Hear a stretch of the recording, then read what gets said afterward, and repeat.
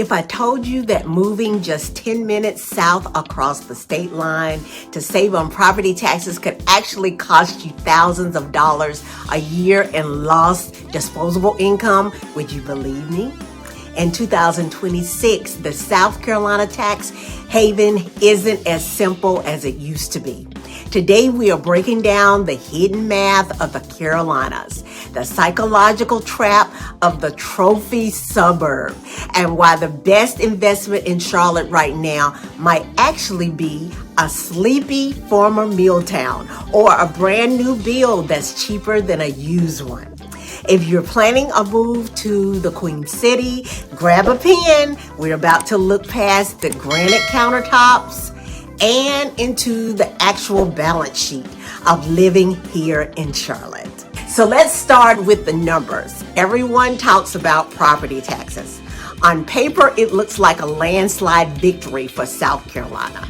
If you buy a $500,000 home in Fort Mill, South Carolina, you're looking at an effective tax rate of roughly 0.5%, or about $2,500 a year. Contrast that with a similar home in Charlotte, North Carolina, where the rate sits right at 0.78%, and your bill jumps to nearly $4,000. That's a $1,500 tax penalty just for being on the North Carolina side, right?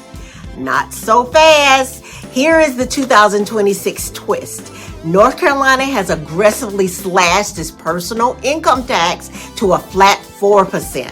For a median earning household in Charlotte Metro, that lower income tax rate often offsets the property tax gap entirely. In fact, our latest research shows that once you factor in the disposable income delta, many professionals actually keep more of their paycheck in North Carolina than they do in South Carolina, where the top income tax brackets can still bite. Before you chase a lower tax bill across the border, make sure you aren't accidentally handing that savings right back to the Department of Revenue. Now, the biggest mistake I see relocators make isn't financially, it's functionally. They pick a house before they understand their daily rhythm. It's easy to fall in love with the trophy suburbs like Harrisburg. You get incredible high schools, lower Cabarrus County taxes, and a massive yard. But here's the reality. If you value spontaneity, that yard becomes a car-dependent cage. You're looking at a 40-minute commute for a decent cup of coffee or a night out. On the flip side, we have the walkable micro markets like South End or NoDa. Yes, you're paying a premium for the dirt, often $100 to $150 per square foot, but you're paying for the transit dividend. In these neighborhoods, your third place isn't your living room, it's the light rail or the local brewery. The 2026 buyer is increasingly choosing time over square footage.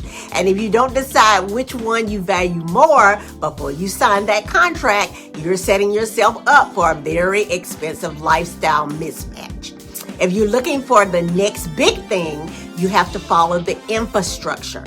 Right now, the Wesley Heights and Sedgeville areas are the 10-year gold mines.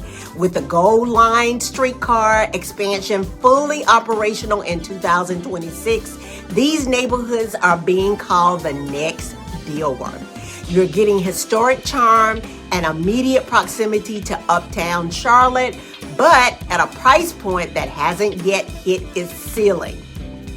And don't sleep on Kannapolis. What was once a quiet mill town has completed its $1 billion plus transformation into a global biotech hub with North Carolina Research Campus attracting scientists from around the world. The local real estate market is seeing a massive surge in demand for high-end rentals and modern builds. If you want to buy where the growth is headed, not where it's already been, those are the coordinates to watch. We are currently witnessing a market Oddity in 2026. The median resale home is actually more expensive than a new build.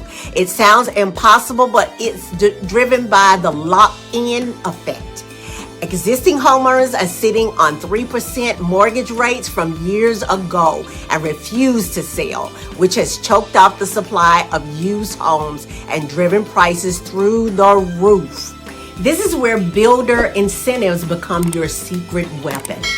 While the sideline buyer is staring at market rates of 6.5%, big builders are offering aggressive mortgage rate buydowns. I'm seeing incentives that bring that 6.5% rate down to 4.5% for the first few years of the loan.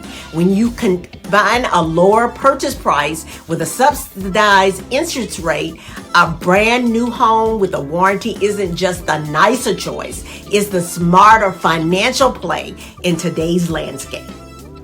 So finally, remember that you aren't just buying a house, you're buying a community. The magnets drawing people to Charlotte today are places like Camp North End, 76 acres of industrial history turned into a hub for murals, innovation, and food, and of course, Optimist Hall.